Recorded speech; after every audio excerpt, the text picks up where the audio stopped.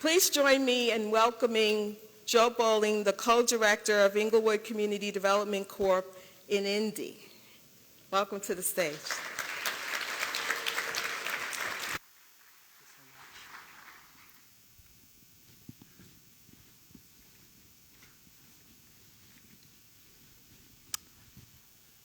I live and work on the urban Near East Side of Indianapolis. It's a place that I love.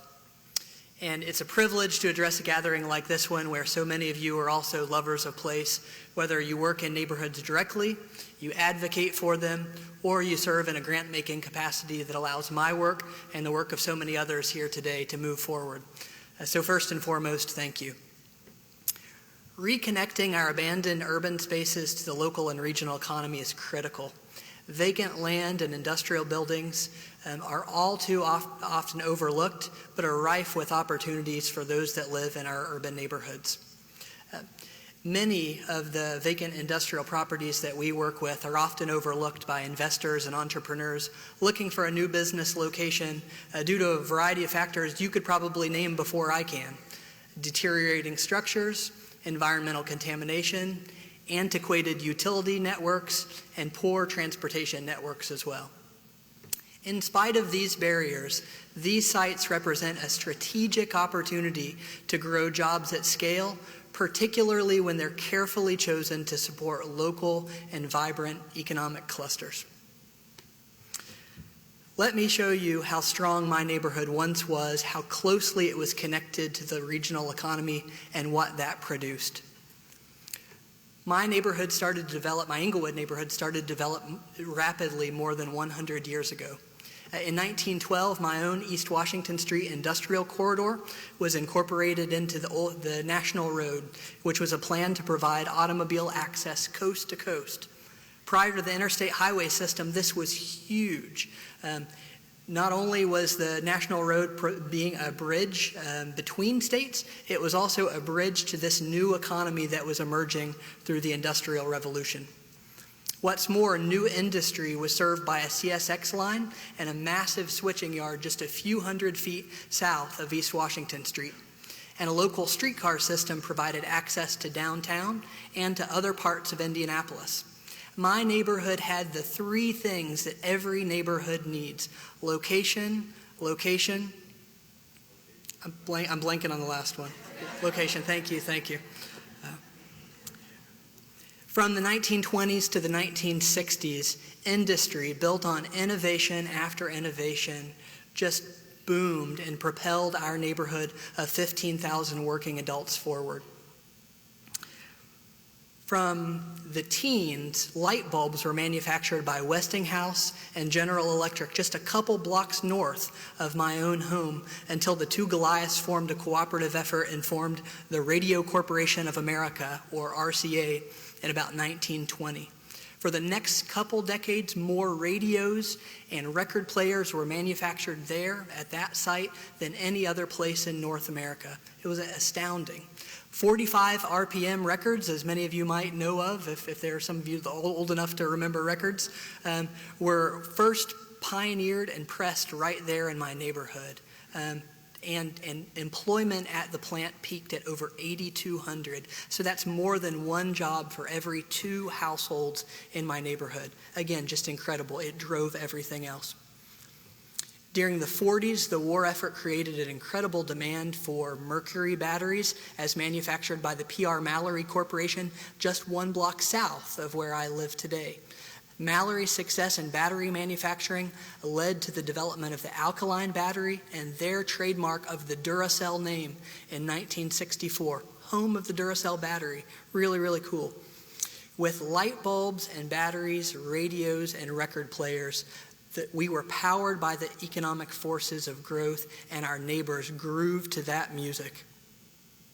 And not only did we bring you the Duracell battery and the records of Elvis Presley, in 1935, a spin-off company of P.R. Mallory, again, just a block from where I live, had developed and was selling a forerunner to the game that would come to be called Monopoly. Y'all probably heard of it. It was incredible. The Parker brothers, though, came to town and bought the rights to the game for $10,000. I can imagine they pulled these crisp orange $500 bills out of their pockets and plunked them down on the table there. Many of the street names from my neighborhood are incorporated into the game today: State Street, Oriental Street. Luckily, our neighborhood's idea of clustering different ethnic groups into different parts of the game board did not move forward in the final Parker Brothers version of the game.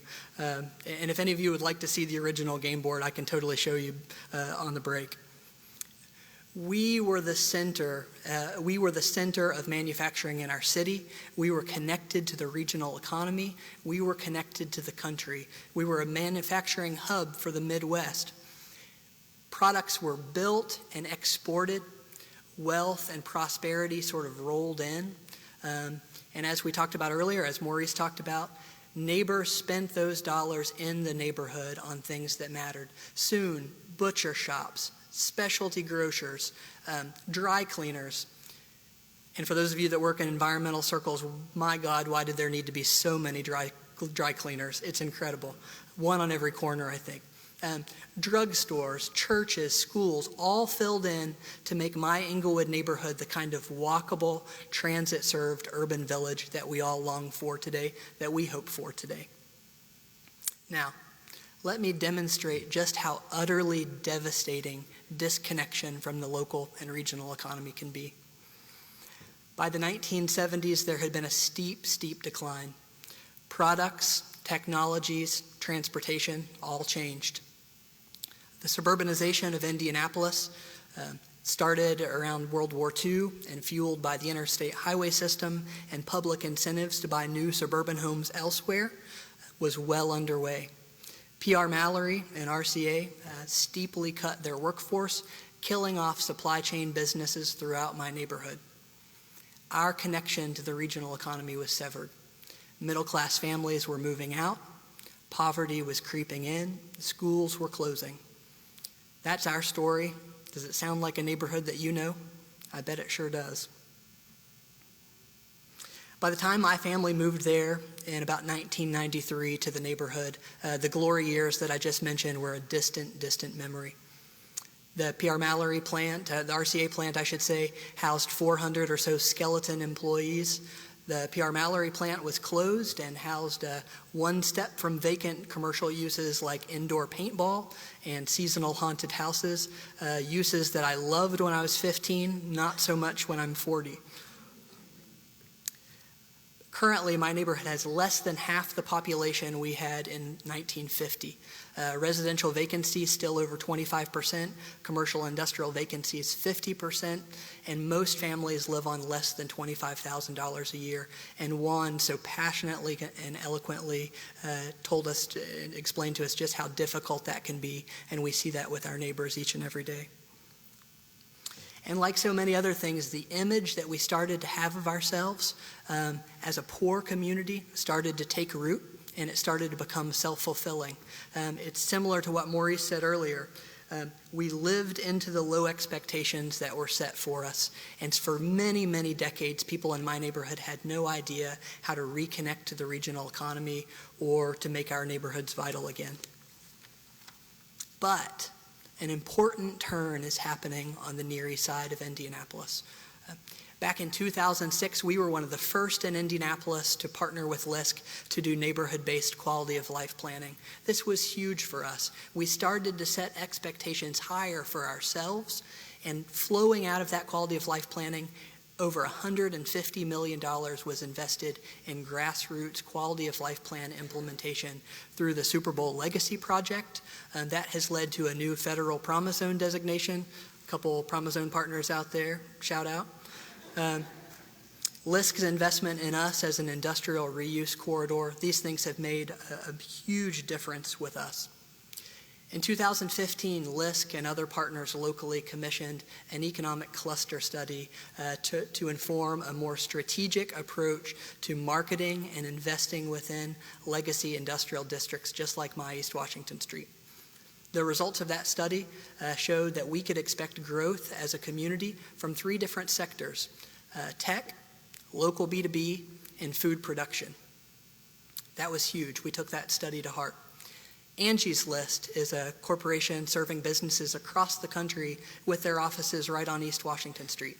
Several years ago when I started, they had only 300 jobs on East Washington Street. Now they're up to 1,300, and in growing that workforce, they've redeveloped over a dozen former industrial buildings as unique tech office spaces. It turns out millennials really like to work on computers in industrial buildings. I don't know. Another big asset for us is Horner Industrial Group. Horner is a company that fixes motors and other industrial equipment for companies across the country. They've invested millions to develop 3 facilities in my neighborhood and are employing hundreds. That economic development cluster study was used as a base of knowledge, and Angie's List and Horner Industrial Group represented great tech and local B2B examples. We decided to set our sights on that third growth cluster, food production.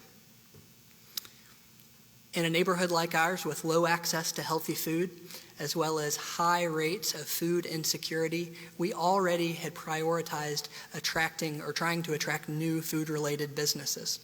So, last year, my organization, as well as several other socially conscious investors, formed a new business called Farm 360. This new social enterprise is a commercial-scale vertical indoor farm that utilizes the latest in hydroponic and LED lighting to serve the purchasing markets of anchor institutions. You're looking at the photo, you heard me say hydroponics, indoor farm. You're thinking we're probably growing something other than local produce. Let me remind you, we're in the state of Indiana. We're a pretty dark red state. It's probably going to be a little while. Growing local produce enables us to employ neighborhood residents with a focus on those with barriers to full-time living wage employment, and that's a lot of our neighbors. After a year in business, the company now has a full complement of employees, and we're serving a local hospital system as well as Indianapolis Public Schools, our local public school system.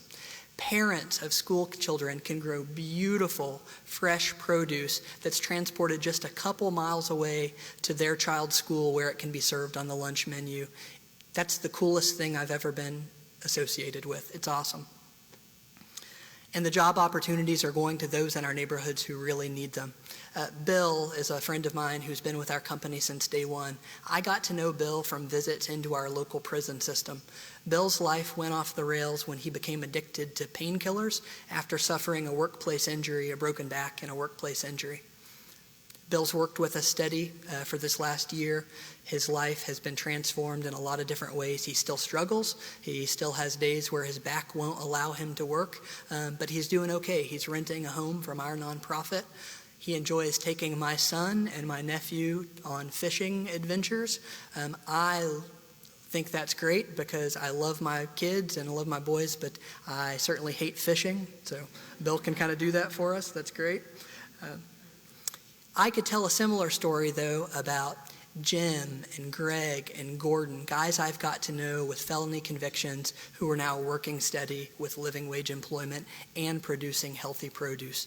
These are life-changing opportunities for people in our neighborhoods, and the opportunities are within our grasp in the throwaway industrial buildings that dot our urban industrial corridors. On Election Day last Tuesday, see a few nervous twitches when I say Election Day. Sorry about that. It's still too soon. Voters approved a referendum to approve mass transit to fund 3 new rapid transit lines, including my own East Washington Street, as part of a network of more robust buses in our city. This is a huge, huge win for our organization, our neighborhood, on what was otherwise a pretty dismal election evening. And the former PR Mallory campus that I mentioned, the home of the Duracell battery, was just announced as the new home for Purdue Polytechnic Charter High School, a charter high school with a STEM focus, providing priority access for neighborhood kids to attend Purdue University and get a wonderful engineering education there. And all within the throwaway buildings, industrial buildings in our neighborhood, all those stories. And while the statistics are pretty ugly, the story told about our neighborhood is much more hopeful now than ever before. And we have more hope now that we've determined our own future and we're living into that with a reconnection to the local economy and the regional economy. And these opportunities are there for you as well, and for other lovers of place in your community. I'm certain that you have anchor institutions and businesses near your abandoned industrial corridors that need to purchase products or commodities. I am equally certain that you have the right mix of talent and leadership so that you can use these as opportunities to benefit urban core neighborhoods that you serve. We need these opportunities for our neighborhoods, and you guys can be the solution for that. So thank you very much.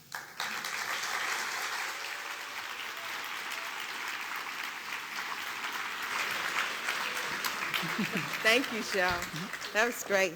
You know, Joe, you really seem to focus on the unique culture of Indy, and you relied on it to help you decide some of the things that you would do in terms of reuse and that sort of thing. Tell us, what are some of the best practices? What went into the thinking about what would make sense for reuse, and how did you try to maintain that uniqueness and culture? Yeah. Well, I think we've learned certainly that you can't go it alone as organizations and community development corporations. We need to be part of strong networks and partnerships. In Indianapolis, our mayor's office and LISC have developed a mayor's industrial reuse task force that I serve on, that other CDC folks serve on. We try to place ourselves in the right kinds of networks that are connected enough to neighborhoods and to neighborhood residents, so that the solutions that are proposed really do work for folks kind of from the bottom up as opposed to just the top down. Right.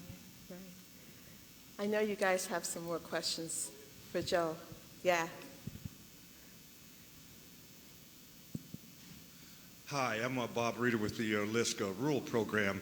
I'm kind of curious about your biggest challenge in getting those anchor institutions to source your food from, Yeah. I know there were many, but just the biggest one. Yeah.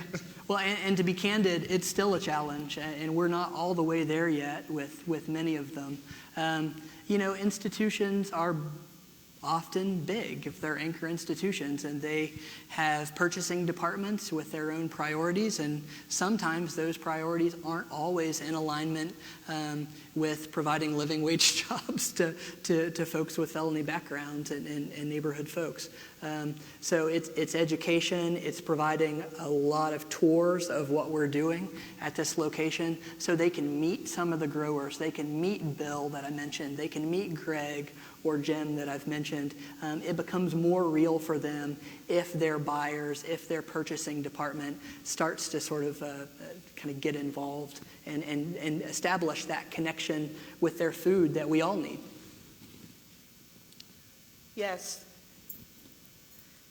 The mic is coming. Straight back there. You stand up. Okay, there we go.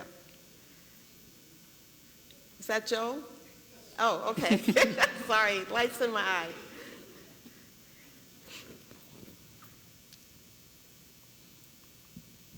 Thanks. You turned a quality of life plan and a cluster study into hope, optimism, jobs, and a hydroponics farm. I'm curious to know how you transferred that knowledge and that study into the jobs and to the hydroponics. What did you do first? What were the steps initially that enabled you to make that transformation? Well, I'd take a little bit of offense at you because I certainly have played a role, but so many of my neighbors have been doing this together over the last decade, and I think the secret to our success on the Near East Side is that we do this as a collaboration with many, many organizations sort of working together, having each other's backs, understanding where we can add value and where others can complement us. And that's really been the secret to our success. With this venture, with Farm 360, for me, it was getting outside of a little bit of my comfort zone of just networking with other urban Indianapolis folks. I think Bill Taft sent me, from LISC Indianapolis, sent me a note about a meeting where this concept was being presented on the far north side of Indianapolis, in a part of our community where I normally just don't like to go. It's more affluent. They don't often share the values that make our neighborhoods better. But I needed to kind of be present in some of those conversations, and then I was able to find there are a lot of folks up there that I was previously thumbing my nose out at a little bit, who have really been able to offer invaluable expertise and advice in helping us grow this company in my neighborhood. Joe, thank you. This is great work. This is really great work. Thank you very much. Thank you.